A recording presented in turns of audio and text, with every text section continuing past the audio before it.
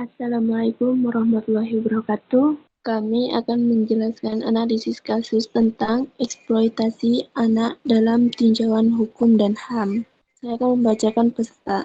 Halim Syafir, NPM akhir 197, Said Thorik, NPM akhir 288, Nazwa Widiana, NPM akhir 282, Yolanda, NPM akhir 266, Yasmin Surya, NPM akhir 301, RR Charlita Satya, NPM akhir 110, Setia Wulandari, NPM akhir 116, Arina Adia, NPM akhir 256, Alia Najah, NPM akhir 124, Alivia Widianto, NPR akhir 189, Ayunda Devtaning, NPM akhir 083, Nazif Aldimas, NPM akhir 107, Rendra Mahaputra, NPM akhir 109, Sucilia Prasyana, NPM akhir 025, Anandita Piliani, NPM akhir 023, Anissa Rahmawati, NPM akhir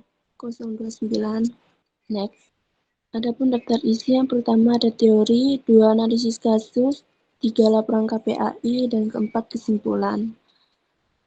Next. Baik, berikutnya yang pertama yaitu teori mengenai HAM. Pengertian HAM. HAM adalah singkatan dari hak asasi manusia yang merupakan hak dasar atau hak pokok yang dianugerahkan oleh Tuhan Yang Maha Esa dan merupakan bawaan sejak lahir sehingga orang lain tak memiliki hak untuk melanggarnya. Manusia terikat dengan hukum. Menurut pengertian dari KBBI, HAM adalah hak yang dilindungi secara internasional seperti hak untuk hidup, hak kemerdekaan, hak untuk memiliki, hak untuk mengeluarkan pendapat. Dan HAM ini bersifat universal, di mana hak asasi manusia ini berlaku bagi semua orang dengan berbagai ras, suku, etnik, agama, dan kedudukan. PBB telah mengadakan konvensi dan perjanjian-perjanjian internasional di berbagai negara untuk menjamin negara tersebut melindungi hak asasi manusia setiap rakyatnya.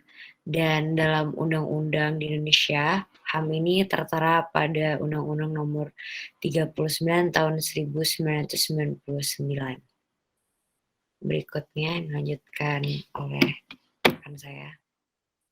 Berikutnya, dasar hukum HAM dan perlindungan anak.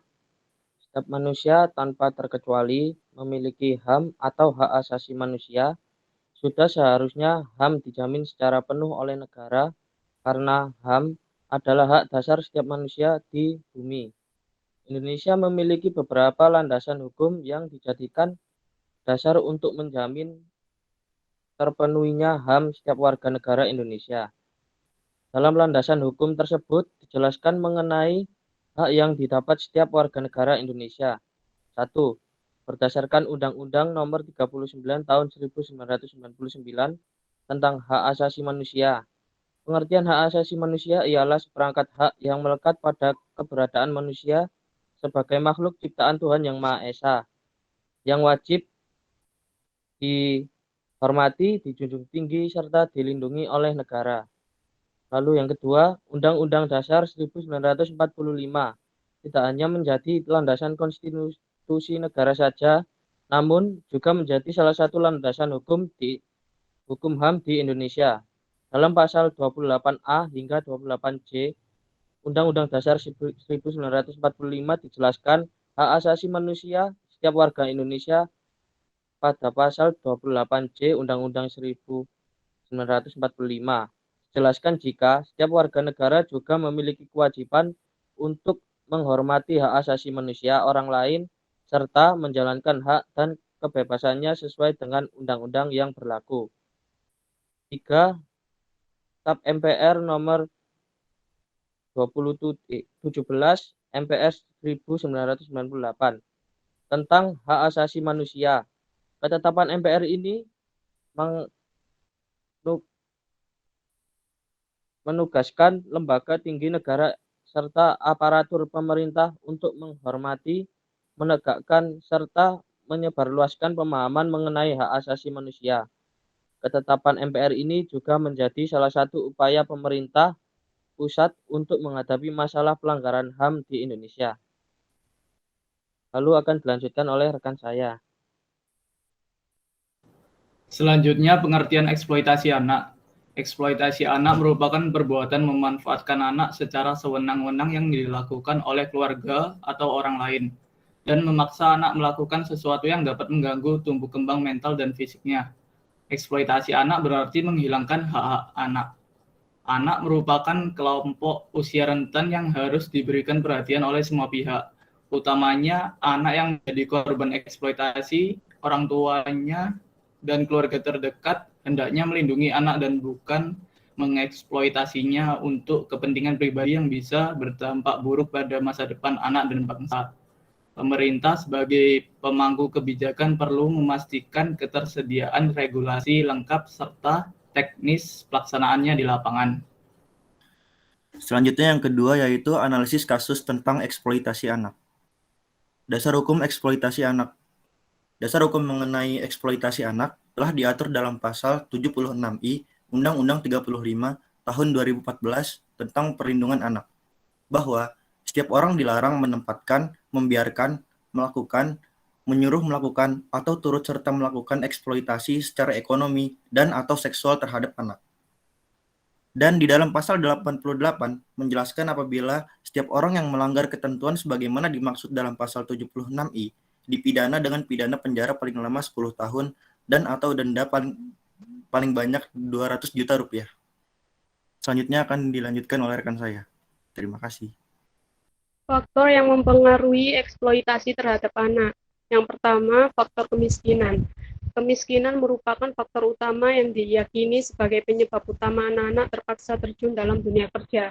Yang kedua, faktor melarikan diri dari kedua orang tua mereka. Dalam beberapa kasus yang terjadi pada anak yang terpaksa bekerja adalah karena mereka melarikan diri dari orang tua. Sebagian besar dari mereka melarikan diri karena ingin mencari kebebasan dari tekanan orang tua. Selanjutnya dilanjutkan oleh rekan saya. Yang ketiga ada faktor rendahnya kualitas pendidikan. Di dalam pandangan masyarakat, timbul suatu persepsi bahwa pendidikan yang berlaku sekarang tidak atau belum menjamin anak-anak setelah lulus sekolah akan mendapatkan pekerjaan dengan mudah. Faktor inilah yang menyebabkan orang tua cenderung untuk mengirimkan anak-anak mereka untuk bekerja lebih dini. Yang keempat, ada faktor akibat dari perubahan proses produksi. Dengan adanya perkembangan industrialisasi yang berkembang sangat pesat, perusahaan-perusahaan lebih cenderung untuk menerima anak-anak sebagai tenaga kerja daripada menerima pekerja dewasa. Hal ini disebabkan karena pekerja anak lebih mudah diatur, memiliki produktivitas yang sama dengan pekerja dewasa, dan yang paling utama ialah pekerja anak bisa diupah dengan gaji yang sama atau lebih rendah dari pekerja dewasa. Yang kelima ada faktor masalah budaya dan lemahnya pengawasan. Anak yang bekerja merupakan suatu hal yang wajar dan sudah merupakan suatu kebiasaan. Selain itu, lemahnya pengawasan yang dilakukan oleh pemerintah untuk menangani pekerjaan anak semakin membuat praktik pekerjaan anak ini semakin dianggap sesuatu yang tidak terlalu penting. Selanjutnya, kaitan hukum dan HAM dengan kasus eksploitasi anak. Kasus eksploitasi anak di bawah umur biasanya disebabkan karena sulitnya biaya ekonomi keluarga, sehingga mengharuskan anak yang masih di bawah umur juga ikut bekerja. Padahal sejatinya anak sudah memiliki perlindungan di hadapan hukum Indonesia tentang perlindungan anak, yaitu pada Undang-Undang Nomor 23 Tahun 2002 tentang perlindungan anak. Tetapi masih tetap saja banyak anak yang dilanggar haknya. Eksploitasi anak juga melanggar hak asasi manusia anak tersebut. Adanya kasus-kasus tersebut merupakan pelanggaran hak-hak dasar yang melekat di tiap-tiap individu sejak mereka lahir. Tidak tegasnya peraturan perundang-undangan yang memuat batasan usia seseorang yang masih bisa dikatakan sebagai anak, padahal anak merupakan aset dan sumber daya potensial bangsa yang nantinya akan meneruskan cita-cita bangsa Indonesia di masa yang akan datang, di mana dalam mewujudkan anak-anak sebagai generasi yang berkualitas harus memberikan perlindungan dan memberikan hak-hak sebagai anak, sehingga anak bisa berkembang dengan baik di usianya. Saat ini yang bisa dilakukan agar angka eksploitasi terhadap anak bisa menurun, yakni mengikut sertakan berbagai pihak dalam social control atau pengawasan yang berkaitan dengan upaya melindungi hak-hak anak dengan semua ikut berpartisipasi dalam mengawasi hak anak. Akan dilanjutkan oleh rekan saya. Oke, baik, terima kasih. Pemerintah dalam menyikapi eksploitasi anak.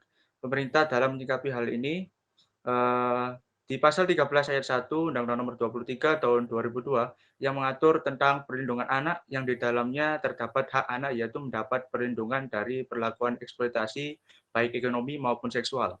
Kemudian di pasal 20 Undang-Undang Nomor 23 Tahun 2002 menyatakan negara, pemerintah, masyarakat, keluarga, dan orang tua berkewajiban dan bertanggung jawab terhadap penyelenggaraan perlindungan anak, di mana eksploitasi anak dan hak anak yang terancam sangat membutuhkan peran, salah satunya pemerintah itu sendiri. Pemerintah dalam hal ini wajib menyelenggarakan pemeliharaan anak agar bisa terhindar dari kejahatan eksploitasi anak. Peran yang harus dilakukan pemerintah dalam menanggulangi eksploitasi terhadap anak adalah mengakomodir kepentingan terbaik anak untuk menyelamatkan kelangsungan hidup. Selain peran pemerintah, perlu juga kesadaran dari orang tua dan masyarakat bahwa pemenuhan hak anak dijamin oleh undang-undang.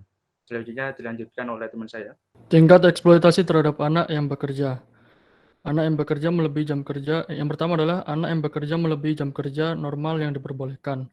Yang kedua, anak yang mendapatkan upah di bawah upah minimum provinsi yang telah disesuaikan dengan jam kerja dan produktivitas anak. Yang ketiga, anak yang tidak bersekolah atau terhambat diakses pendidikan. Selanjutnya dilanjutkan oleh rekan saya. Selanjutnya, bentuk-bentuk eksploitasi anak. Yang pertama, eksploitasi fisik. Ialah menyalahgunakan tenaga anak dengan memperkerjakannya pada suatu pekerjaan yang tidak sepantasnya dikerjakan demi keuntungan seseorang yang menyuruhnya. Eksploitasi fisik kerap kali menimbulkan cedera fisik pada anak seperti luka, pukulan, cambukan, luka lecet maupun luka lemah. Contoh eksploitasi fisik yaitu menyuruh anak-anak mengamen, memulung, menjual koran, dan masih banyak lagi. Yang kedua, ada eksploitasi sosial. Eksploitasi sosial ialah segala bentuk perlakuan yang dapat membuat terhambatnya perkembangan emosional anak dan sosial anak. Eksploitasi sosial dapat berdampak pada mental dan psikis anak. Anak dapat mengalami trauma yang tentunya dapat mempengaruhi masa depannya. Eksploitasi sosial ini berbentuk ujaran verbal yang tidak sepantasnya diucapkan pada anak-anak, menghukum anak dengan hukuman yang kejam seperti mengikat anak, mengurung di ruangan yang gelap, dan masih banyak lagi. Yang ketiga, eksploitasi seksual. Eksploitasi seksual ialah memanfaatkan atau menyalahgunakan anak dalam kegiatan seksual, baik untuk diri pelaku sendiri maupun untuk melayani pelanggan pelaku eksploitasi anak. Eksploitasi seksual dapat menyebabkan anak-anak trauma. Selain itu, anak-anak juga rentan terjangkit penyakit seksual HIV/AIDS atau penyakit seksual lainnya. Selanjutnya akan dilanjutkan teman saya. Yang ketiga ada laporan KPAI. Laporan KPAI tentang eksploitasi anak meningkat lagi di tahun 2021. Berdasarkan data Komisi Perlindungan Anak Indonesia atau KPAI, ada 340 kasus eksploitasi dan perdagangan anak yang terjadi pada 2016. Jumlah itu sempat meningkat menjadi 347 kasus pada 2017. Lalu kembali turun hingga mencapai 149 kasus pada 2020 dan meningkat lagi April 2021 saja.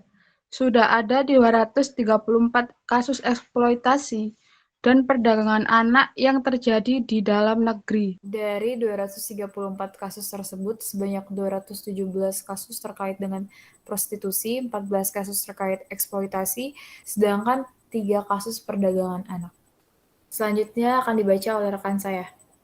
Baik, hasil dari analisis kesimpulan menunjukkan bahwa seluruh faktor secara signifikan mempengaruhi terjadinya eksploitasi dari segi jam kerja, dengan faktor yang paling berpengaruh adalah faktor status kedudukan anak dalam pekerjaan. Faktor-faktor yang mempengaruhi terjadinya eksploitasi dari segi jam kerja adalah klasifikasi daerah tempat tinggal, jenis kelamin anak, umur anak, jumlah anggota rumah tangga, jenis kelamin KRT, umur KRT, status perkawinan KRT, lapangan usaha anak, pendidikan KRT, dan status kedudukan anak dalam pekerjaan.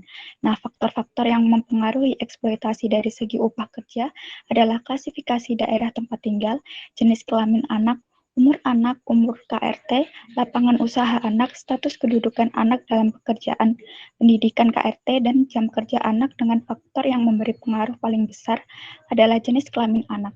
Hasil studi mengenai faktor-faktor yang mempengaruhi eksploitasi dari segi terhambatnya adalah akses pendidikan, menunjukkan bahwa terdapat 3 faktor yang tidak berpengaruh secara signifikan, yaitu faktor jumlah anggota rumah tangga, jenis kelamin KRT, dan status perkawinan KRT. Sedangkan pendidikan KRT merupakan faktor yang paling berpengaruh. Sekian kesimpulan.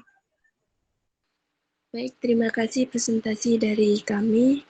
Kurang lebihnya mohon maaf. Akhir kata, Assalamualaikum warahmatullahi wabarakatuh.